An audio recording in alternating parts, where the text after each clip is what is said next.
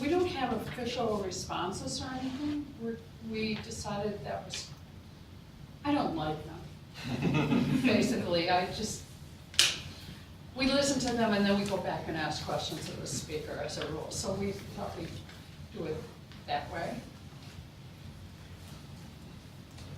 I just asked a question picking up on the very last part of your absolutely wonderful and illuminating argument. Does Locke consider that need, I mean, there's a problem, right? If somebody is really needy, how can he freely consent, right? That does not need override the freedom to enter into that compact. Yeah, I'll do anything you want. Right. How free is that?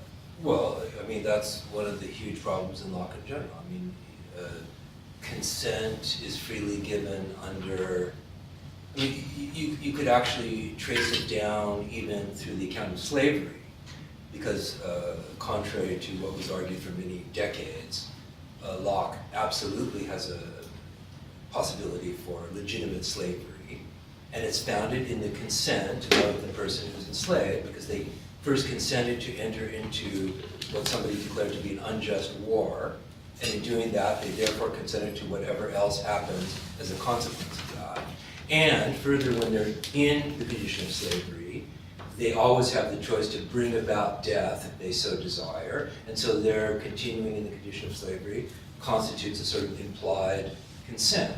And the implied consent is important because Locke, if you recall in chapter 5, he talks about the unequal and disproportionate possession of the earth, which rests on the tacit consent of all people.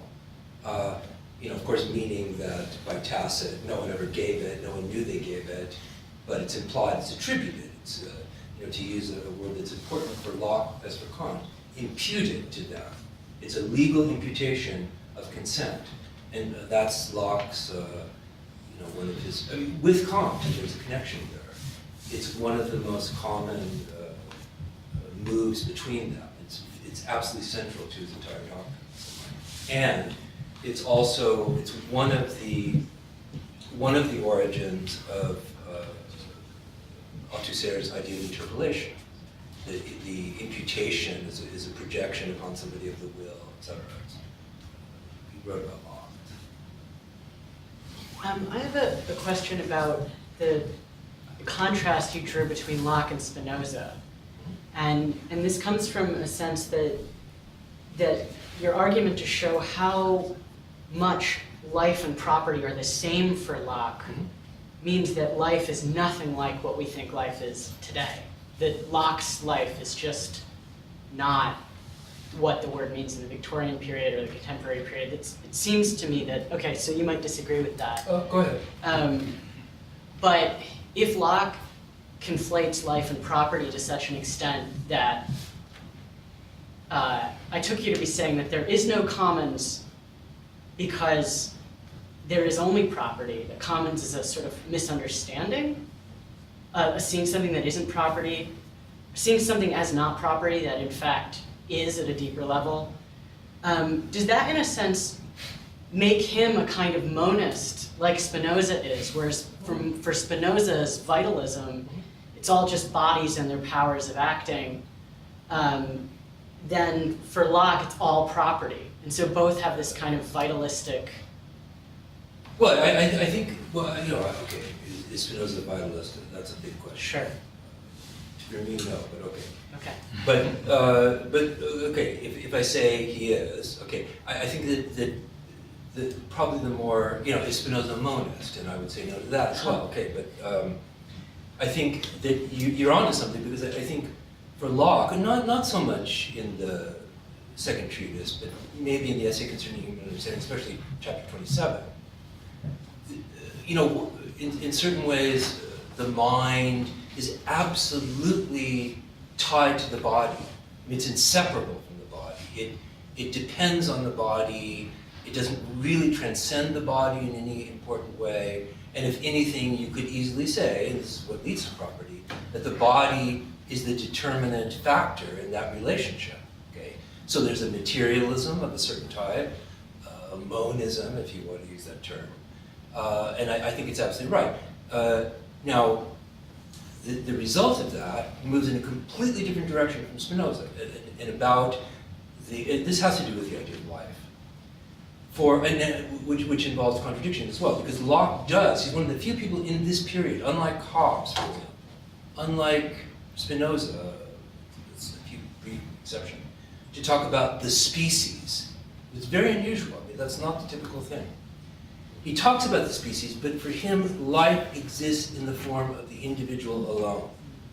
And in that sense, there's a certain kind of nominalism, again, a very contested. But if we can talk about life, it has to, the only meaningful way of talking about that is the life of the individual. Because if you start talking about life, you're talking about some sort of universal, I don't know what that means. Okay? And for him, the individual, and this is where he differs totally from Spinoza, is not singularity. I mean, maybe it is a singularity in a certain way, but it's an atom. It's an irreducible point beyond which you can't go either to something simpler or, more importantly, to something more complicated. And if individuals unite, their individuality is in no way modified at all. And the condition of that is the impermeability of the body, so that nothing from the outside gets to me, gets into my mind. And this is to such an extent that it becomes problematic. I mean, again, it's an early version of what in the 20th century was called the problem of other minds. How do I even know that there are other? I can't know. I can't really know. I have to, again, impute to them what I feel about myself. And so the only way I experience the reality of other people is a kind of projective mechanism, because I have no experience of them. And that cutting off of the individual from all external feelings, impulses, etc., the impossibility of any kind of composition, to put it in Spinoza's terms, into a larger individual, because his definition of individual is not the juridical individual, which is not simply juridical, it's also theological. I mean, in chapter 27, it's extraordinarily important that you and you alone are going to be judged on that great day when the hearts are opened up. And although we don't know what bad things you secretly did, God will. It's the necessity for a transcendental subject in a certain way. I don't want to make a comment, but it's like that. And so I would say that on some level, there's a kind of materialism that's common to both. I mean, but Locke, it's not just that, I don't believe in the theological interpretation, which I think is elucidatory, but I don't want to understate it, but no, I mean, I can talk about it, but I mean, the necessity for an absolute subject doesn't exist in Spinoza. It's complete. It doesn't. The idea of judgment. I mean, the fact that for Locke he calls consciousness a forensic concept, and he means forensic. It's not a metaphor, because you're going to be in that tribunal one day, and you better be ready. It's that sort of thing. Okay? And that's a necessary moment in his entire theory of personhood, really. And there's nothing, I mean, Spinoza is totally the opposite. I mean, his philosophy is a critique of that idea, which to him is horrifying. So I think that the key thing, to go back to the comments is something like the Garden of Eden before the original sin. And the original sin is the felix culpa. I mean, it has to be for this, sort of process of redemption to take place. And I don't want to overstate it, but it's a kind of origin that's already denied, it's overcome. But it's necessary as a kind of origin, as we see from Filmer. Because if somebody already owns it, how does it get to belong to all the individuals? And that's why I think the Filmer's arguments are more interesting and more complicated than people give him credit for. I mean, he's not just a defender of absolute monarchy from some pathetic thing. I mean, if you read his critique of Hobbes, it's extraordinarily interesting, and it shows you that there are things that he said that people didn't say for centuries after. They're very impressive. But so I think that the commons is a problem for Locke. It's not, you can't even say there's one idea. Obviously, he's opposed to what he calls the commons by compact. He thinks it's a license for the lazy and the improvident. And, you know, if I were a vulgar Marxist, I would say that, you know, it's about primitive accumulation, forcing people, okay. And I am basically a vulgar Marxist, but, and this is on tape. But I think the commons, the idea that God gave the earth to men in common, okay, which is a kind of commons, is a necessary step, but it must come into existence already superseded in order precisely to keep individuals alive. Because the only way that I can make you, this is what he says over and over and over, the only way I can ingest that food that I need is by appropriating it. And he doesn't simply mean grabbing it, he means making it my property.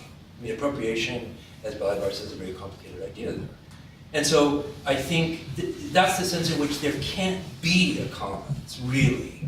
I mean, it's a hypothetical necessity at the origin because of the problems posed by Adam's dominion, etc. But it's a physical impossibility for there to be commons in that sense. And if there's, the commons by compact is not the same, but it's dangerous nevertheless. I don't know if that answers your question. It was a great answer. So. I just want to follow up on it. I really enjoyed your talk. You mentioned abundance and scarcity, and it's clearly at the center of this. That is, I don't need the commons if it's not a zero-sum game. Right. I can concentrate, as you said, on the man without the others, because if there's abundance, we're not competing. Right. As soon as, and there's no economics without scarcity. Right. So part of what struck me, I would argue, is that this is not, this is a political, you know, juridical thinking. But it's not economic thinking, because if you take scarcity out of the equation, you have no economic, then I really have no business with my fellow man, because there's enough for everybody. And of course, once you've got yours, why should I desire yours instead of getting? I wonder if you can talk about, does Locke at all, because that abundance to me is really the deus ex machina that makes this whole thing work. If you take the abundance away, we're in a zero-sum game. And then the other immediately comes back. The commons comes back, because I can no longer focus on the singular. Yes, but there I think we have to distinguish between the abundance in the state of nature, which is, it far exceeds the number of individuals who, you know, as he says, are more in danger of getting lost in the forest than in meeting some competitor. That's true, and in that case, it's even more monstrous that someone would try to take anyone's food or possessions, etc. But that's not the case in a political society, as he defines it, where everything should be, by reason, divided up into private property. Okay, and I'm still channeling primitive accumulation. I can't help it. It's going in my head. But you know, I think then you turn to the argument in the text on the poor. Okay, and you know, I don't want to harp on that because it makes Locke. If you read that, Locke sounds terrible. Okay, he's bad, but you know, this is Locke, like Locke on a really bad day. You know, it's like one of those interviews that they do with movie stars. But no, but the point, what I quoted, I think is right. That okay, yeah, everything's private property, but come on. I mean, you look at the stores; they're full of food. Look, people want workers. If people are needy, it's by their choice. So it's a way of converting poverty, need, etc., into a matter of consent. And then, you know, not only are you not under any obligation to feed them because they could choose otherwise, and therefore they're not needy. That's right. I mean, they're not needy. They have chosen a life of poverty. They have chosen a life of, you know, he blames it on discipline. They're outside of the disciplinary mechanisms. And so it's not your problem. It's not an ethical issue. Or the ethical issue is how do you drive them into, you know, a sober life of labor, and you confine them, and you know, It actually, because I was writing this paper and I was teaching a modest proposal by Swift, and it sounds, I mean, Locke often sounds like the narrator of the modest proposal. Because there's a point in the essay on the poor in which Locke says something like, well, when the children, he's talking about children as young as 3 who are set to work because, you don't want them to grow up and be vagrants or something. And you can both heat the room and feed them, he calls it water/gruel, water-gruel. And you can do both with one fire. And I mean, it's, save money, and, it's like, it's incredible. And the 3-year-olds are working. And so, okay, there's something like that. But I mean, I think more importantly, in the state of nature, there's such abundance, and so there's a scarcity of people, and therefore there's no excuse if you're like an animal if you attack people. But in political society where there's property, because there's property, and I think there is an economic argument, there is a greater production with money, okay? With money, with private property, a greater cultivation of land, greater supply, and even less reason for there to be needy, except for their own consent. And he's talking about, he's writing this in the 1690s when everyone recognizes there was an economic crisis of enormous proportion for many reasons, and the price of food That's where price comes in, was yeah. way beyond the means of most people in that period. And his whole thing is calculated to avoid that question. I don't know if that. No, yeah. Right. I was going to pose a similar kind of question, but in sort of more temporal terms, because this is right before Dryden's publication of the Georgics in 1697, and that translation, I feel like, entered into the sort of a greater circulation, the trope of the Jupiter theodicy that you see, which is sort of like the rewriting of this sort of primal scene of like a lapse, or the golden era into a sort of a forward-looking sort of trope where, I can't remember what it is in Dryden, but what can art not accomplish when driven by need, and need is like the key term. And that shows up more and more frequently throughout the 18th century as a sort of driving force for innovation. And so thinking about this sort of zero-sum economics rather in terms of temporality, I don't know enough about Locke to know what his sense of futurity is with this model, which you're sort of gesturing towards now, whether it's a model of intensification or penetration or, what, rather than looking back towards the sort of primal scene of bountiful nature, what is his idea of futurity that guarantees the ongoing possibility that this can happen? Yeah, I mean, it's a very interesting question. In some way, Locke, again, this goes back to the theological reading, the recent, okay, he endorses the idea of providence, which is the forerunner of theodicy. And that's right, theodicy is emerging as a way of thinking about the economy in this period, absolutely. And I think that you could look at his essay on money, and you could, and I think his influence on Smith in many ways is very, very important. I think you could find a kind of providential model of, what was not called either the economy or the market, but is basically pointing to that. And he actually says, what it made me think of is that, and I'd have to go back and look at this, but that it's not a good idea to lower the price to accommodate the poor.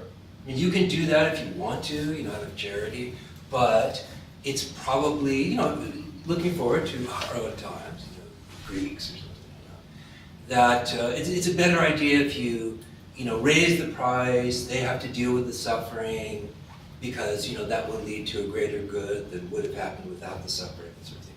And I think, okay, I don't want to make him into Leibniz, but, I think... Make him sound like Malthus.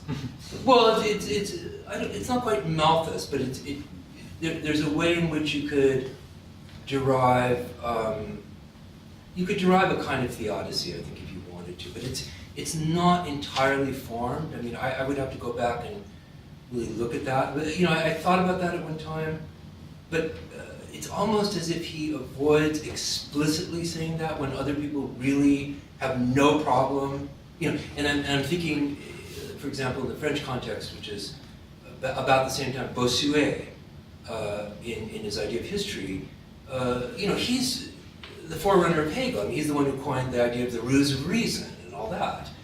And, you know, Locke could have gone there, but there's some, I don't know, there's some tension. It's not, I mean, I think there's a part of his thought that does lead in that direction, but I think there's also resistance on side, and I'd have to think more about it. But it's a good question. I think I may have just a variant of Phil's earlier question about what Locke means by life, but I guess I'm struck by the fact that it seems like from your presentation that it's just the existence of a body from one day to the next. So in other words, it's not the image of a child who eats in order to become larger, more capable, whatever. It's rather the adult who is at the point of potential death, eats something, and then survives to the next day. And so, I mean, is there simply, I guess, just no teleology at all in Locke's image of the living body? It's just something that persists in time, kind of like a rock or something else that requires. Well, there's something. I mean, but that's the place of the child in Locke is a very interesting question because, you know, I was about to say there are no children in Locke, but of course there are. There are. I mean, there's a discussion of the family and the relations of authority in the family, etc. But I would say when we come to education. yes, but I'm just thinking even of just the second treatise, you know, where he goes, that in the state of nature, if you look at through chapter 5, because later he'll talk about the family and relations of authority, etc. But up through chapter 5, there are no children. I mean, in that sense, he's borrowing from Hobbes, where there are no children, there are no partners, there's no sex, it's just these individuals who, God knows what they are. And I think, but that's a very interesting point. You know, that's why I wanted to say that he needs to exclude all kinds of things in order to make the state of nature or the state of war intelligible and to make it begin to make sense. Because once you introduce, and this is Filmer's great point actually, for Hobbes, once you introduce the family, the whole thing falls apart and it becomes impossible. And so I think the idea of the child growing, that life, you know, has both an individual history but also a species. I mean, he does talk about the species, but the species for him is almost a political concept rather than a kind of what we would now call biological concept. And you know, maybe we could look. I have to think about there's some discussion in the essay concerning human understanding, but still, it's not. I haven't read everything of Locke's, but I mean, it's not what we would think. And so his recourse to something like species is even really for political reasons, not. And in fact, it could lead him in completely contradictory directions from those he actually takes. So what do you make of the, I think it's in the second treatise, the chapter of parental or paternal authority, where you know, he makes a great point of how the son doesn't have to wait to replace the father. This is supposed to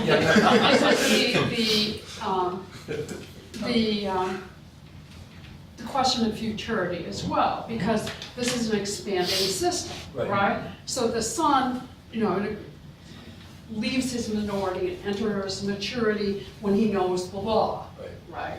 And then you can have he can start his own household.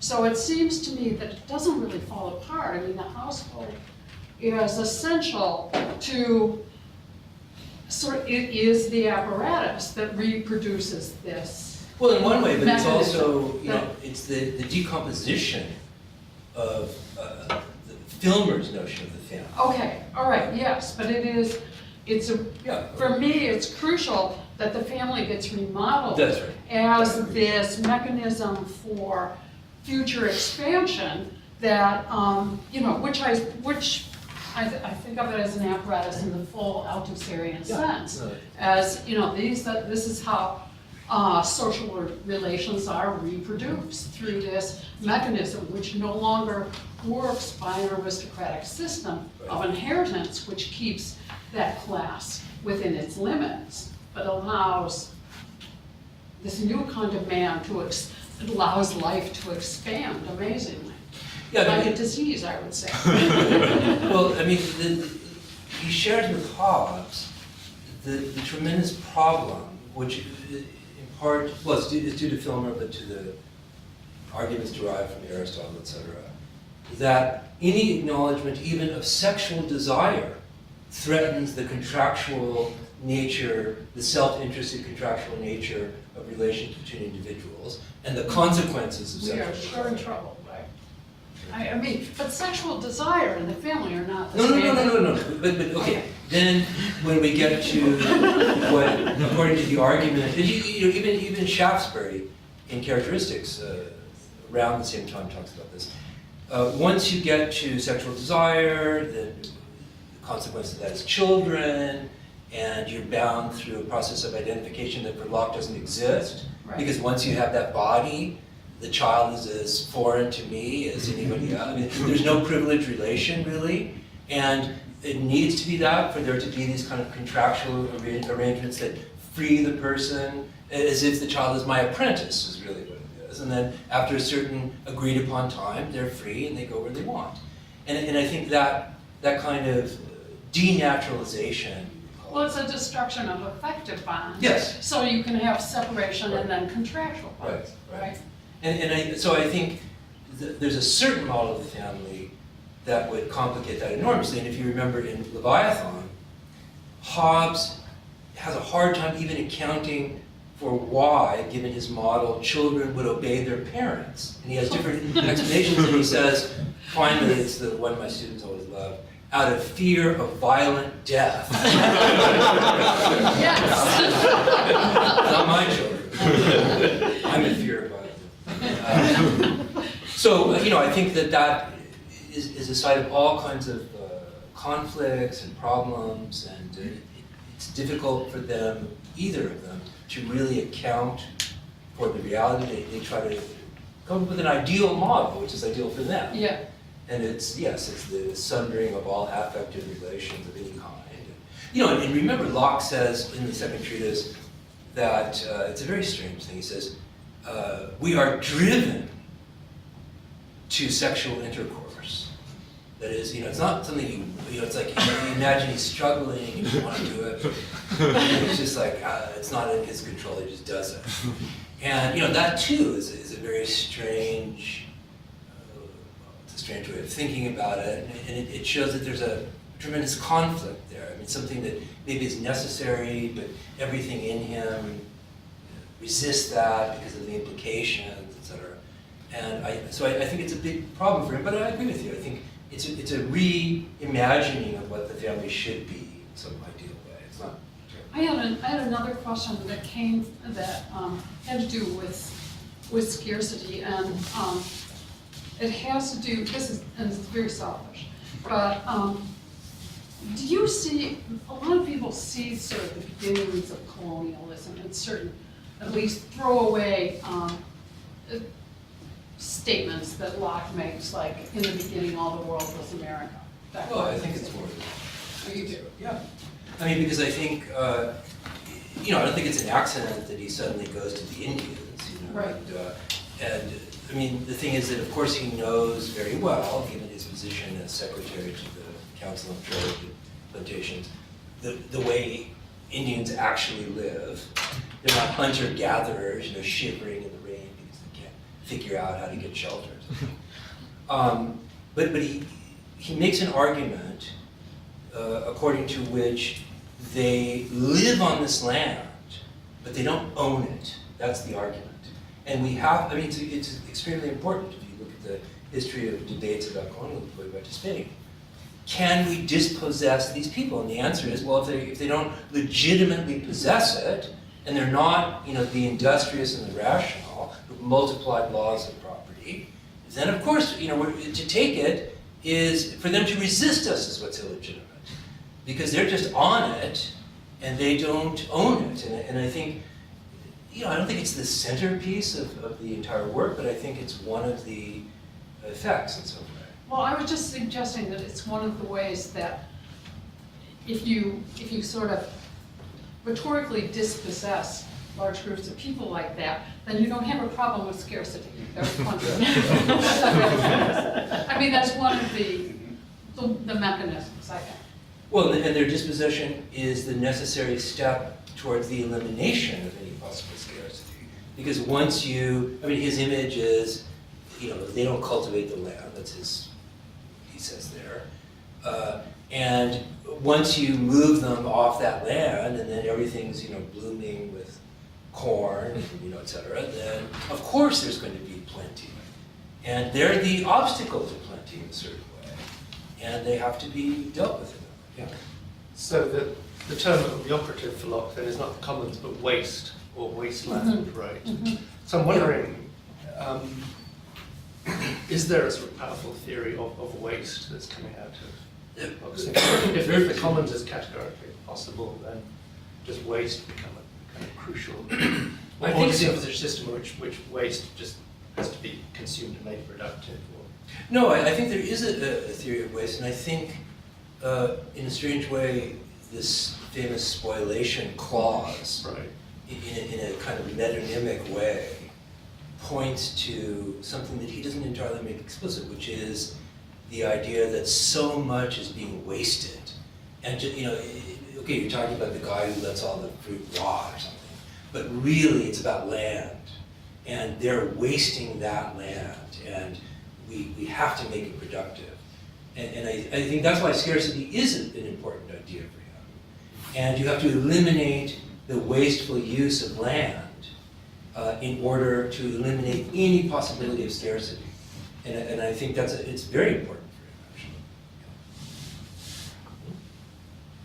actually.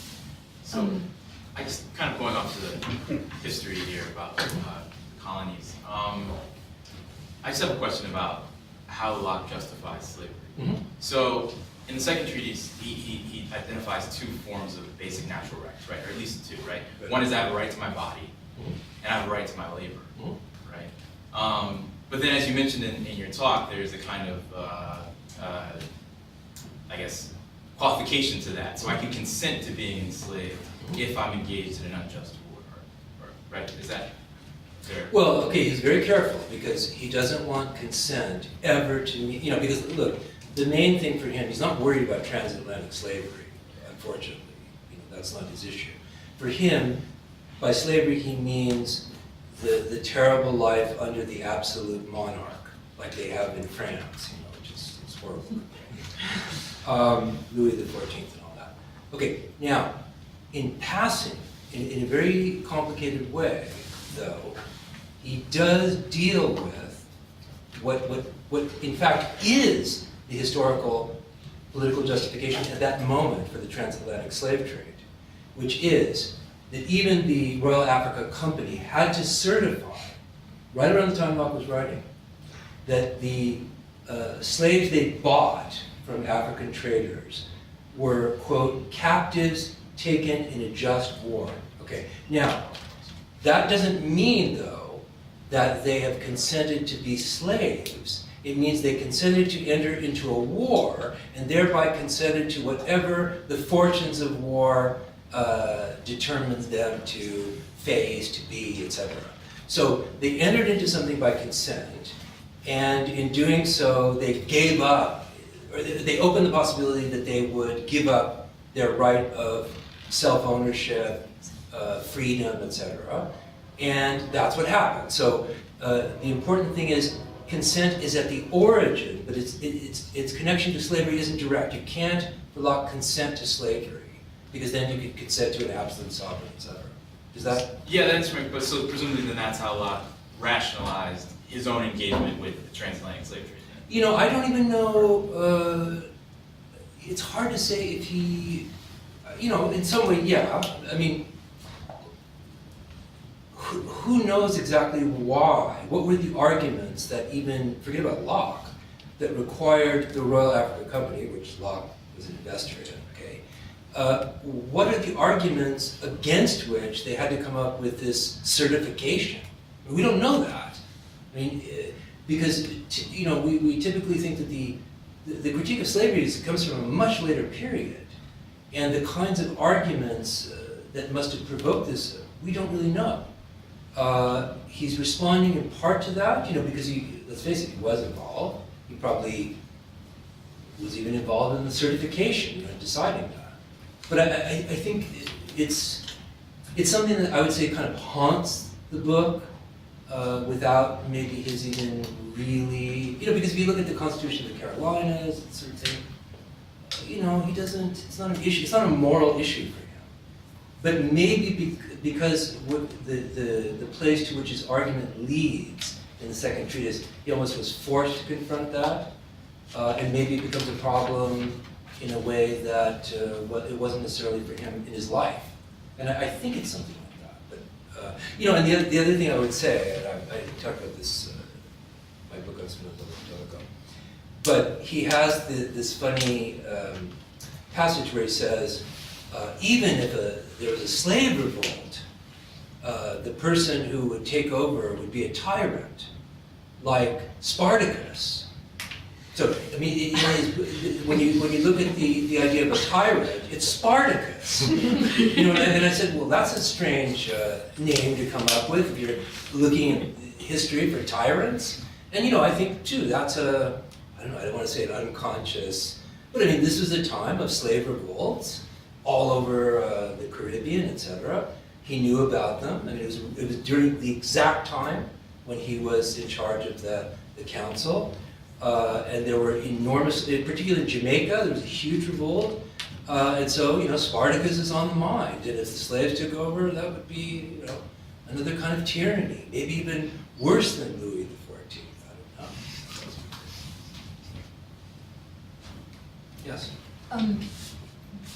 We probably have to move soon, but thank you so much for the talk. And I was just wondering, or wanted to invite you because I know that you have extraordinary things to say about the way that this analysis of the political, the treatise on government, relates to the theories of mind.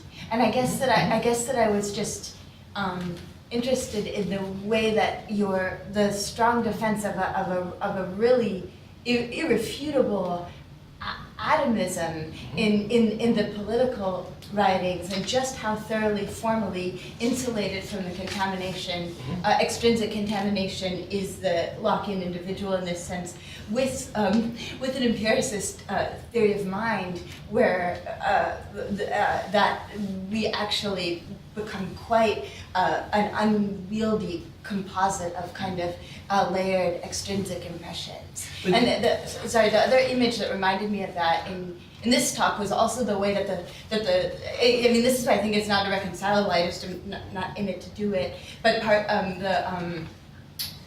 the sense of actually of property itself, potential or coming as sort of exceeding the bounds of the individual body anyway, so that the type of even the type of appropriative individual we're talking about isn't confined to the outlines of what. Well, I mean, I think there's a contradiction there, but I think, I agree with Balibar, and I think that we have to be very, very careful even to say that Locke is an empiricist, I think, because it's not all as chaotic as you might think, that in fact we're quite impermeable. I mean, there's a kind of mediation that, just as there is in property, that deprives the sensations of their otherness, we could say that, and turns them into myself, so that when they pass through that boundary, they're no longer, they no longer have any necessary relation.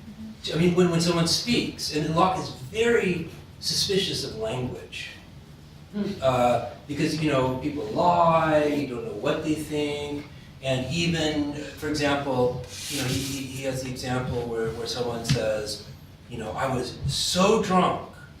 He has trouble with madness, but I was so drunk, I didn't know what I was saying, I have 10 witnesses, and, say I was staggering around, and he says, well, we can't ever know, even with all the witnesses, they can't know, how do they know?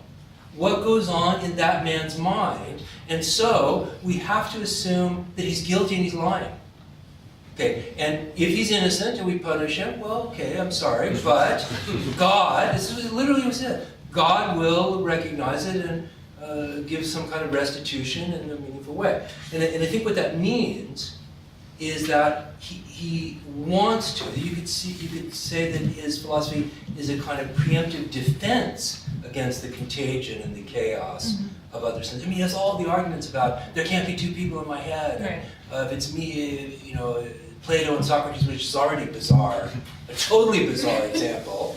Because really, are those your two absolutely separate individuals? Really, that's what he says. And then you have, the talking parrot, that, well, he's talking, but he's not, he doesn't have any thought and language. So I think he's desperately trying to eliminate communication, the transmission of feeling, what would later be called sympathy. Or for Spinoza, the imitation of the affects. I think his entire system, with its contradiction, because you're right, I mean, he can't successfully do that.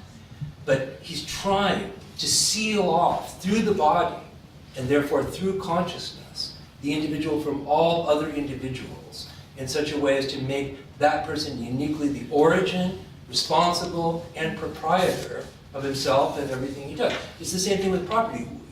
Why do all these people have to labor alone? I mean, what would happen to the Indian who killed the deer if 5 other Indians were involved in the, everybody's arrow goes into the deer, right?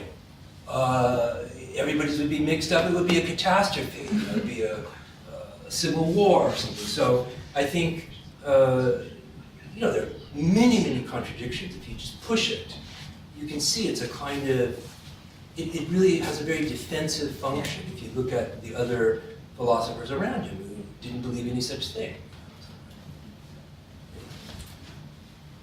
Another Yeah, one? we'll do the last question, yeah. And then, well, I think Nancy said we should keep, but yeah. No, just no, go that's ahead, fine, that's go ahead. fine. We'll have other time. All right, well, let's thank Warren and then. I